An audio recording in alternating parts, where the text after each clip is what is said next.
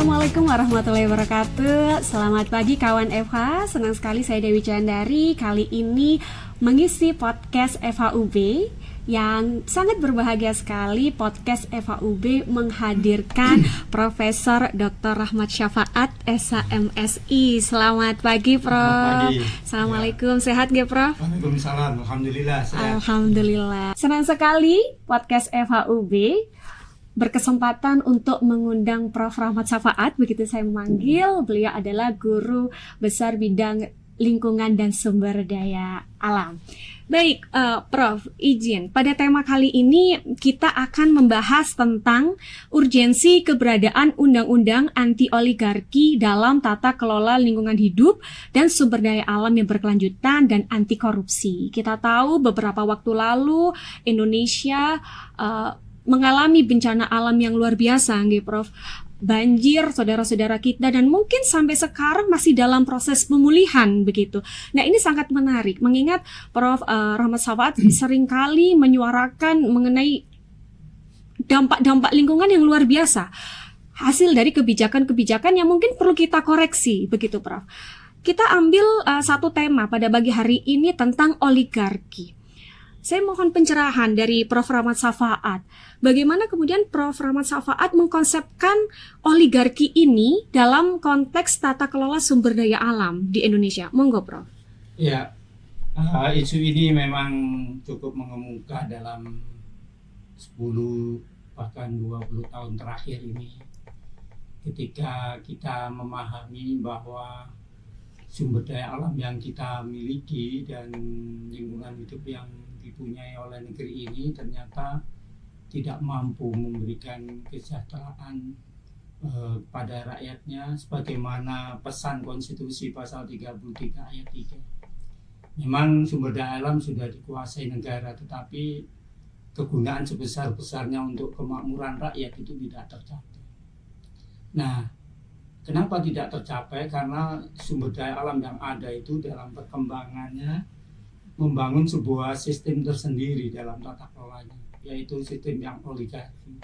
Sistem oligarki adalah sebuah sistem antara keterhubungan antara elit pengusaha dengan elit penguasa, sehingga mereka bersepakat untuk memudahkan dan melindungi kelompok elit itu dalam mengambil, bahkan ekstrimnya merampok ya, sumber daya yang dimiliki negara itu supaya aman bisa untuk mengembangkan kepemilikan, bahkan mengembangkan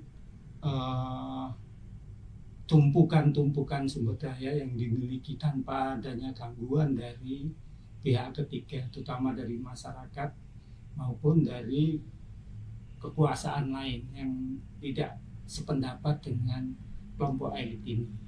Iya. Baik, tadi Prof menyinggung kelompok elit, kemudian pemangku kebijakan gitu ya, Prof.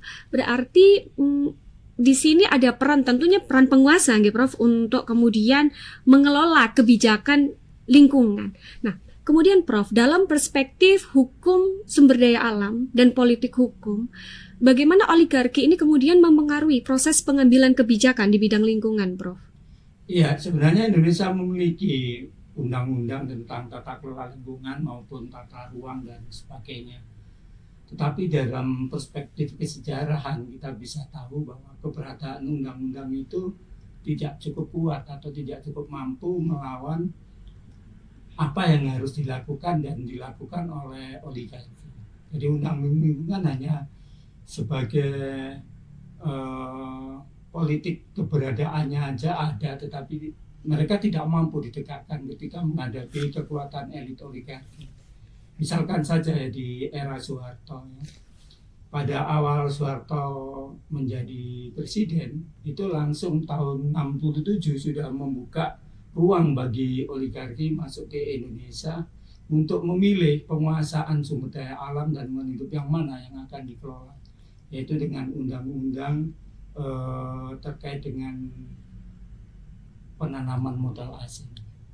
Padahal di era Soekarno sudah mewanti-wanti, kita menjadi negara kaya, sumber daya alam kita kaya, tapi kita belum mampu memiliki SDM kemudian modal dan teknologi, sehingga untuk sementara kita simpan dulu ya, sampai tadi saat kalau kita sudah memiliki ketiganya kita kelola. Tapi di era Soeharto tidak sabar menunggu, karena memang negara awal berdiri ini miskin ya. Sehingga dia buka itu dengan undang-undang penanaman modal asing. Dengan banyak modal asing yang masuk Indonesia memilih baik di bidang minyak, kemudian pertambangan dan perkebunan. Nah itu terus berlanjut sampai era reformasi. Di era reformasi ini era yang paling jahat, di mana elit semakin kuat, elit oligarki. Ya, dengan munculnya Undang-Undang Cipta Kerja. Sehingga Undang-Undang Cipta Kerja itu sebenarnya produk elit oligarki untuk memudahkan dia mengakses sumber daya yang ada tanpa harus ada batas keluasan, tanpa ada batas waktu. Ya, bahkan dalam banyak hal nampaknya pemerintah menutup mata ketika ada pelanggaran-pelanggaran yang dilakukan oleh elit. Salah satunya adalah kasus yang kemarin terjadi di Padang, di Aceh, dan di Sumatera Utara. Yang terjadi banjir bandang, tapi sampai saat ini kita tidak pernah tahu siapa pelakunya. Terus apa upaya negara untuk itu? Tidak ada. Padahal dilakukan oleh elit oligarki. Itulah salah satu contoh kekuatan elit oligarki yang dalam hal tertentu merusak lingkungan. Lebih-lebih dalam 2-5 tahun terakhir ini muncul beberapa elit oligarki yang melakukan aktivitas di bidang kelapa sawit, pertambangan, energi. Itu korupsinya besar ya, termasuk di Pertamina. Di sawit triliunan rupiah ya yang diambil. Padahal tanah yang diberikan untuk sawit hampir sudah 22 juta hektar di seluruh Indonesia. Sementara pemilik sawit, gunungan sawit tidak lebih dari 100 orang. Sementara petani yang jumlahnya 30 juta orang tidak memiliki tanah. Tanah mereka hanya 0,25 hektar, dan sebagian besar mereka buruh tani tanpa kepunyaan atas tanah. Ini yang mengancam soal akses sumber daya atas rakyat ya. Sehingga terjadi ketimpangan kepemilikan. PBB melaporkan akibat dari oligarki di Indonesia itu bukan terjadi kemakmuran rakyat, tapi justru Indonesia saat ini jumlah angka kemiskinan 65%. Saya hitung-hitung itu 182 juta orang. Jadi luar biasa. Nah, karena itu ini saya bilang ekonomi Indonesia dalam keadaan krisis sebenarnya. Oleh karena itu apa yang harus dilakukannya? Salah satunya adalah membatasi kepemilikan dan barangkali menghentikan oligarki ini dalam penguasaan sumber daya alam. Kalau terjadi dia merusak lingkungan dan korupsi. Jadi tidak serta-merta dihentikan tanpa sebab. Iya, jadi menarik Prof telah menghitung begitu ya kerugian-kerugian terutama yang diterima oleh petani-petani. Kalau Prof menyoroti tentang keadaan sekarang, bahkan sudah ada akibat nyatanya yaitu banjir. Kita tidak bisa juga 100% mengatakan itu bencana alam ya Prof, harus banyak yang dievaluasi. Ketika Prof mengamati sebetulnya dalam proses perlindungan lingkungan hidup Prof, ini di mana letak, saya bilang krisis ya Prof, di penegakan hukumnya kah atau di awal ketika para pengusaha ini mengurus izin Prof? Karena kan tentunya mereka bisa beroperasi juga karena ada izin begitu Prof. Monggo. Iya, oligarki memang menyangkut perizinannya. Jadi elit kekuasaan ini antara pengusaha besar dengan elit kekuasaan baik yang ada di partai maupun dalam negara, presiden, menteri, nah mereka bekerja sama. Nah, apa kompensasinya? Biasanya kaitannya dengan pemilu. Biaya pemilu ditanggung oleh mereka semua.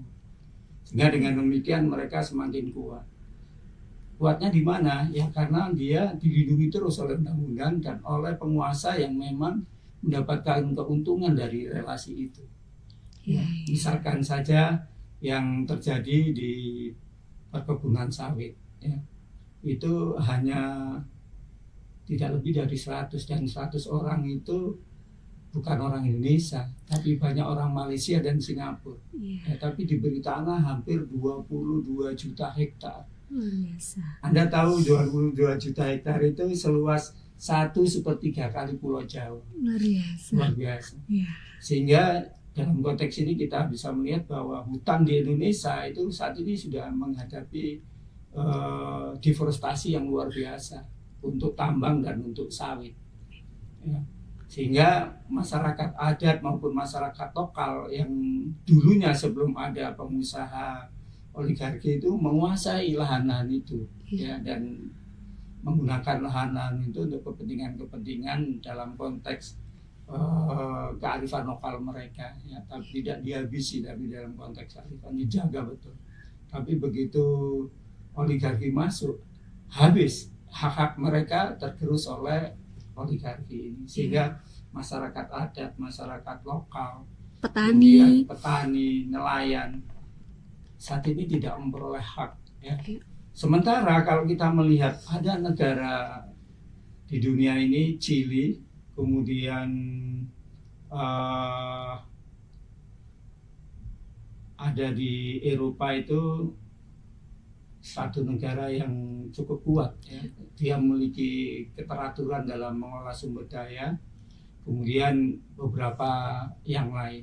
Nah, itu mereka menerapkan betul bahwa sumber daya alam yang dikelola kemudian dibagi ke siapa? Ke rakyatnya, sama ke pemerintah dan pengusaha. Bahkan untuk reklamasi dan untuk reboisasi juga disisihkan untuk itu, sehingga dibagi betul. Di Indonesia enggak. Jadi setelah dikelola hasilnya itu hanya untuk pengusaha, sebagian kecil aja ke negara, masuk lewat pajak. Nah, sebagian besar dibagi dengan pengusaha yang memberikan izin. Karena di belakang perizinan itu kan ada elit-elit penguasa. Nah, itu mereka dapatkan. Ya, dalam konteks ini kita bisa melihat yang saat ini ramai diperdebatkan, yaitu keberadaannya Pak Luhut Binsar Panjaitan, ya, sebagai Menteri Koordinasi Bidang Ekonomi. Dia digugat oleh LSM punya tambang emas, 2 tambang emas besar. Itu sebagai pemerintah tidak boleh sebenarnya.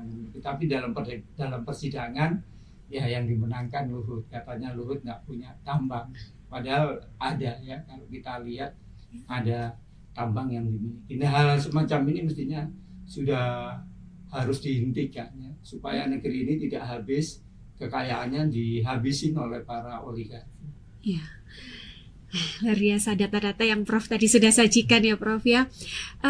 Kita tahu, Prof, di Indonesia ada banyak sekali peraturan perundang-undangan mengenai lingkungan. Ada undang-undang lingkungan hidup sendiri, kemudian undang-undang minerba, kemudian yang terbaru juga tadi Prof sudah sempat sebutkan tentang undang-undang cipta kerja. Apakah kemudian peraturan perundang-undangan di Indonesia ini belum cukup mampu untuk menahan derasnya tekanan mungkin, ya Prof, dari oligarki ini, Prof? Ya, ada 13 undang-undang sektoral, mulai ketahanan nukliran, pulau-pulau kecil dan sumber daya alam, kemudian kehutanan, banyak, ya. Tapi undang-undang ini menjadi dalam konteks politik hukum itu menjadi policy non-enforcement, sengaja dibuat, ya, tapi tidak untuk ditegakkan. Ya, mereka kalah dengan undang-undang cipta kerja. Undang-undang cipta kerja dibuat untuk memberangus undang-undang sektoral tadi apabila menghalangi keinginan elit. Bayangkan saat ini izin itu sudah sentralistik. Nah, banyak yang ditarik, Prof, ya.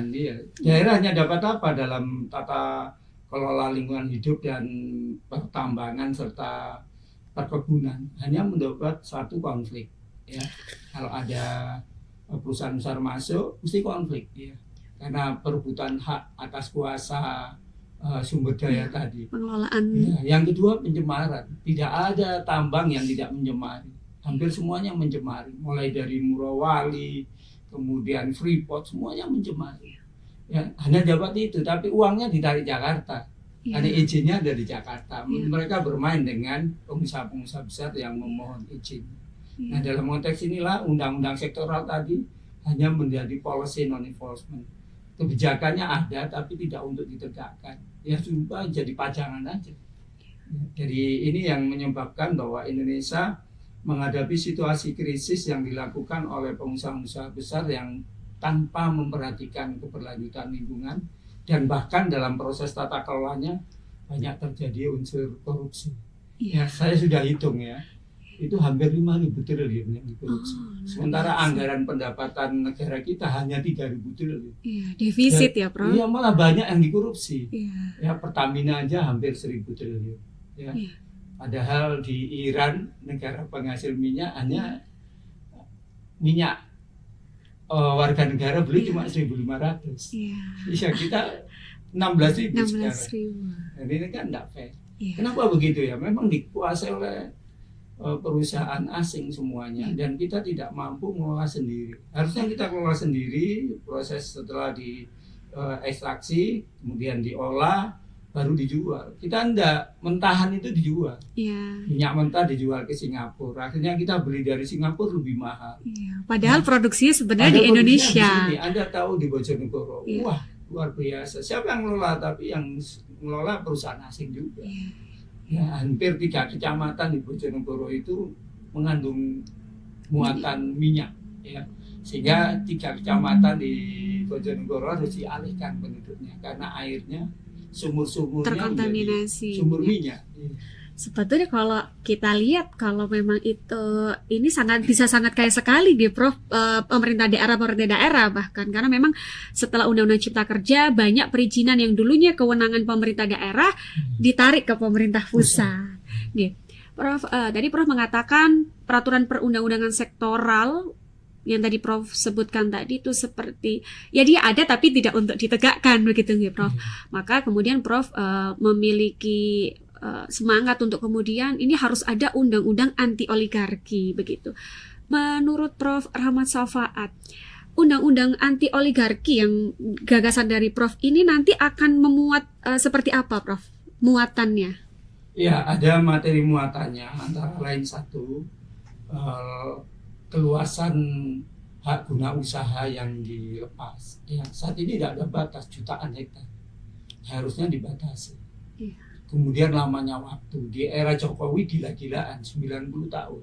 HGI itu. Izinnya ya Prof ya. Panjang bisa 180 tahun. Biasa, Barusan sama MK dibatasi 40 tahun. Tapi itu ya menurut saya masih terlalu lama. Ya, Kenapa? Karena di era kolonial itu hanya 25 tahun pada penjajah. Nah, kita tidak, sudah merdeka tapi hak guna usahanya, keluasannya tidak dibatasi.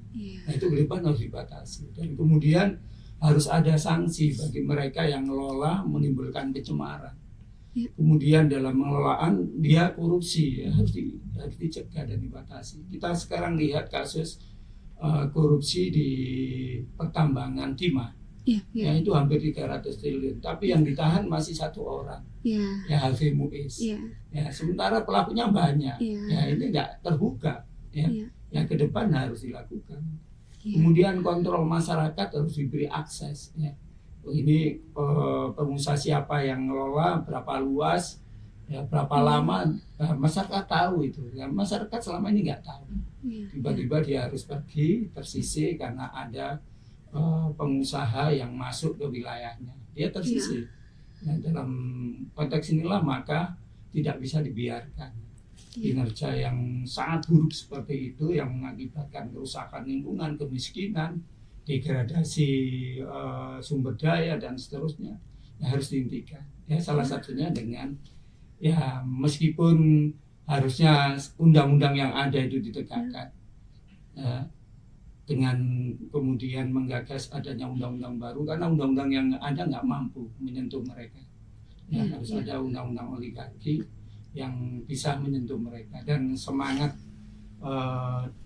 dorongan dari rakyat untuk terlibat, ya, harus ada partisipasi publik, harus ada persetujuan publik, itu akan menggradasi atau membatasi ya ruang gerak ya Bro. Ruang gerak oligarki. Karena kalau enggak ya sudah, tinggal tuju kehancurannya, tunggu nanti kerusakan lingkungan dan semakin kemiskinan parah. Semakin parah. Iya, Prof. Memang bukan hanya saudara-saudara kita yang ada di Sumatera, Prof, ya, kita aja di Jawa mungkin sudah merasakan efek kerusakan lingkungan begitu. Jikalau ada Prof menurut Prof siapa lembaga ataukah mungkin perlu dibuat lembaga atau badan yang memang punya kewenangan khusus untuk mengawasi dari hulu sampai hilir, dari mulai proses perizinan sampai kemudian penegakan kasus ini, Prof? Iya, memang banyak hal yang harus disiapkan ya. Kalau undang-undang itu dianggap sebagai undang-undang yang mampu membatasi dan menghentikan kinerja oligarki yang merusak lingkungan dan korupsi ya. Lembaga itu diadakan untuk mengontrol dan mengawasi kinerja oligarki. Tetapi tidak cukup itu. Selama ini kita tahu Undang-Undang Cipta Kerja itu muncul tanpa adanya partisipasi masyarakat, tanpa adanya dialog publik. Ini harus diperkuat. Ya. Community base dari kinerja undang-undang oligarki ini harus dibangun dulu. Nah, saat ini banyak orang yang tidak paham, sehingga sulit untuk menarik mereka untuk bersama-sama melakukan kritik terhadap negara, ya. Sehingga butuh waktu untuk memberdayakan mereka. Nah, saya anggap Prokes ini salah satu media. Ya. Kemarin saya sudah siapkan artikel opini koran Kompas, sudah jadi dan tinggal masukkan, dan beberapa jurnal juga sudah saya siapkan, dan ini juga akan jadi buku. Nah, itu untuk memperkuat keberadaan masyarakat bahwa ada hak-hak masyarakat atas lingkungan hidup dan sumber daya alam yang dicuri. Yang dicuri oleh siapa? Dicuri oleh penguasanya sendiri sama pengusaha. Nah, itu harus dihentikan. Ya, meskipun saya tahu risikonya terlalu besar. Ya, misalkan mafia oligarki itu tahu saya dihabisin bisa, ya. Oh, ini Rahmat ini idenya nggak bagus ini. Ya, mereka akan meniru karena dunia itu dunia mafia. Dunia elit oligarki itu dunia mafia. Sehingga dalam konteks ini saya tidak ingin bekerja sendiri. Ya. Salah satunya saya sudah kontak teman-teman di Walhi, LBH, kemudian di ISEL, ya, LSM Lingkungan Internasional, bahkan di berbagai LSM global yang saya hubungi, misalkan Greenpeace, ya. Nah, mereka juga saya hubungi supaya bersama-sama membangun pemikiran-pemikiran baru untuk mencegah dan menghentikan kinerja oligarki yang nyata-nyata saat ini sudah merusak lingkungan. Kekayaan mereka sangat fantastis. Ada satu oligarki itu kayaknya sampai 600 triliun. Sementara dia tidak mau menggaji buruhnya dengan gaji yang layak. Ya. Mereka mengupah buruh dengan upah minimum. Sementara upah minimum pun kadang tidak dibayarkan. Ya. Seperti yang ada di beberapa perusahaan, bahkan di fakultas kita buruh outsourcing dibayar cuma 2 juta, tidak minimal. Saya datangi dekannya. Ya, jadi jangan sampai rakyat ke depan ini hidupnya susah karena kita memiliki sumber daya alam luar biasa. Sementara universitas juga, saya bilang ke rektor, universitas kita ini paling kaya di Indonesia karena asetnya hampir 4 triliun tiap tahun. Ya. Dan itu jangan sampai ada membayar buruh dengan upah separuh UMR, harus minimal ya dibayar penuh. Ya, UMR penuh. Tapi lihat aja buruh di Fakultas Hukum, ada 20 orang buruh, gaji tertinggi mereka cuma 2,5 juta. Nah, ini kita juga harus tidak hanya ngiritik pemerintah, ya, karena orang banyak yang bilang perguruan tinggi itu banyak nggak beres kok ngiritik pemerintah. Maka kita harus benahi juga, ya, perguruan tinggi kita. Ya, kita usahakan bahwa bagaimana perguruan tinggi Brawijaya ini memiliki impact kepada masyarakat, di mana masyarakatnya bisa menikmati kemajuan ilmu pengetahuan dan ekonomi mereka semakin baik. Tidak justru malah kita mempelopori untuk membayar setengah UMR. Ini kita menjadi paradok akhirnya. Iya, Prof. Ini pertanyaan reflektif begitu ya, Prof, penutup. Jika nanti cita-cita besar ini, Prof, ya, tentang undang-undang oligarki dibentuk begitu, menurut Prof, hitung-hitungan dari Prof Rahmat Safaat, apa tantangan terbesar mulai dari pembentukan sampai nanti pengimplementasian? Ya, ada banyak tantangan memang ya. Satu, pemahaman komunitas kita masih terlampau rendah. Bahkan kalangan akademik aja masih bertanya-tanya, apa itu oligarki? Nah, mungkin pemahaman ke tingkat publik harus dilakukan betul. Itu yang pertama. Yang kedua, oligarki itu kan sudah mapan, mereka nyaman dengan kehidupan mereka. Nah itu tidak mungkin dia rela diusik. Ya, jadi saya tahu mereka menarget. Kalau ini misalkan muncul akan menarget siapa aktornya, siapa di belakang itu. Ya, dan saya sudah siap. Ya, artinya saya sekarang sudah membangun jaringan dengan DPR, dengan NGO, dengan kelompok KAHMI ya, dari HMI dan dari kelompok-kelompok keagamaan. Ya, saya sudah membangun jaringan itu. Bahkan kami sudah punya list di dalam WA Group komunitas anti oligarki nasional ya, dan itu terus berkembang anggotanya. Nah satu saat kita akan istilahnya kalau dalam dunia WA itu ya kita ketemu ya dalam satu forum untuk memperkuat keberadaan lembaga itu. Lembaga itu tidak hanya berada di WA tapi berada dalam dunia nyata ya. Ada ADART-nya, ada itu. Nah, memang perjalanannya masih panjang. Meskipun banyak orang sudah sempat masukkan ke dewannya, teman-teman di Komisi 3, Mas Beni Harman sudah segera masukkan aja Mas, nanti saya dukung. Tapi tidak bisa.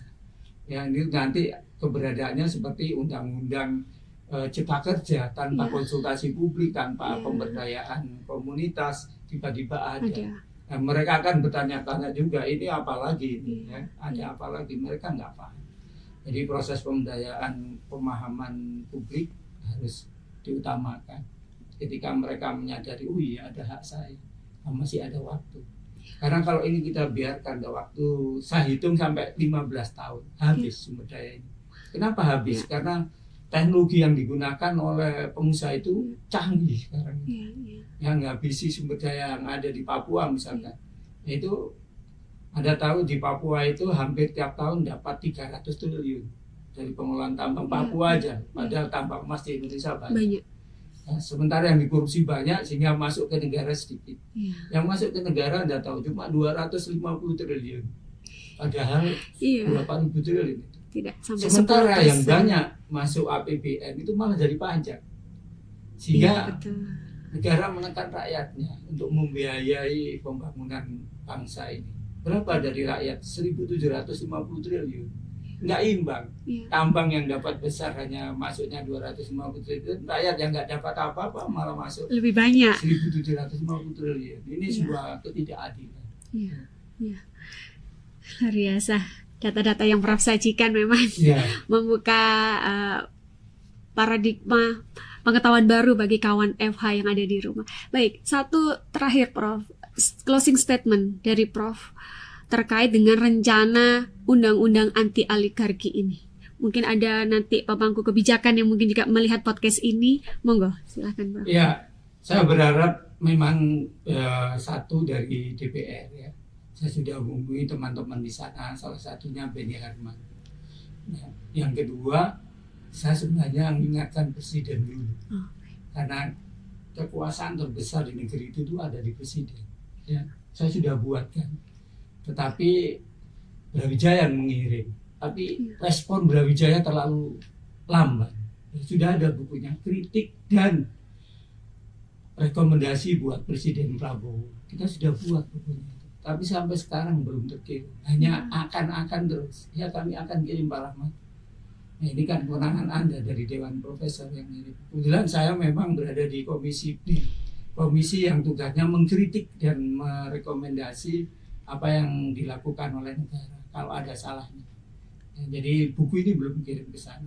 Nah, saya berharap Presiden segera mendapatkan buku itu dari Brawijaya. Karena ada salah satu buku yang berjudul Tanggung Jawab Hukum Elit Oligarki. Ada satu artikel dengan judul itu.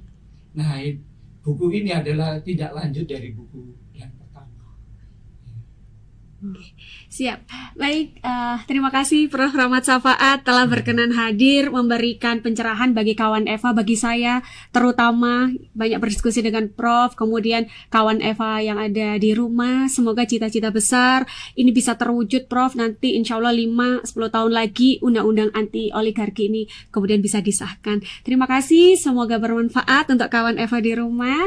Dan untuk kawan Eva, jangan lelah, jangan capek untuk terus menyaksikan podcast Eva UB untuk diskusi-diskusi yang lebih menarik. Saya Dewi Chandari, terima kasih. Selamat siang. Wassalamualaikum warahmatullahi wabarakatuh. Waalaikumsalam warahmatullahi wabarakatuh. Terima kasih.